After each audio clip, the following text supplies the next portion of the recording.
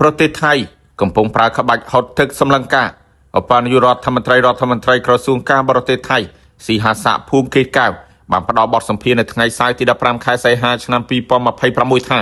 ពាក់ព័ន្ធនឹងការតែងតាំងឯកអគ្គរដ្ឋទូតអូស្ត្រាលីជាប្រធានគណៈកម្មការសម្របសម្រួលស្ថិតក្រោមច្បាប់សមុទ្រ UNCLOS ដើម្បីស្វែងរកដំណោះស្រាយអំពីបញ្ហាដែនសមុទ្រត្រួតស៊ីគ្នាជាមួយនឹងកម្ពុជាប្រទេសថៃនឹងមិនមានការភ័យខ្លាចនោះឡើយស៊ីហាសាបន្ថែមថាប្រទេសថៃនៅតែប្រកាន់ខ្ជាប់នៅគោលជំហរដ៏រឹងមាំដោយផ្ដោតលើការខ័ណ្ឌសីមាព្រំដែនសមុទ្រប៉ុន្តែភាគីកម្ពុជាមិនត្រូវលើកយកប្រធានបទបែងចែកធនធានក្រោមបាតសមុទ្រយកមកពិភាក្សាជាមួយនឹងថៃនៅក្នុងយុទ្ធាធិការនៃអនុសញ្ញា UNCLOS នោះឡើយលោកសង្កត់ធ្ងន់ថាប្រទេសថៃនៅតែចង់ចរចាទ្វេភាគីជាមួយនឹងភាគីកម្ពុជាដើម្បីធ្វើយ៉ាងណាពិភាក្សាគ្នាក្នុងការបែងចែកធនធានក្រោមបាតសមុទ្រដែលកំពុងតែមានបញ្ហាដែនសមុទ្រត្រួតស៊ីគ្នា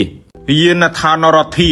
មានទទួលជួសជុលរថយន្តគ្រប់ប្រភេទជួសជុលធ្វើជើងគ្រឿងក្រោមម៉ាស៊ីនត្រជាក់ប្រព័ន្ធភ្លើងឆែកដោយកុំព្យូទ័រសារស៊ីម៉ាំងរថយន្តនិងតោនបាញ់ថ្នាំអាស័យដ្ឋាននៅភូមិអណ្ដូងច្រកភូមិអំពិលស្រុកកំពង់សៀមខេត្តកំពង់ចាម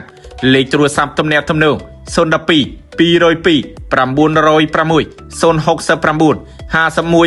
31 92 097 92 04 242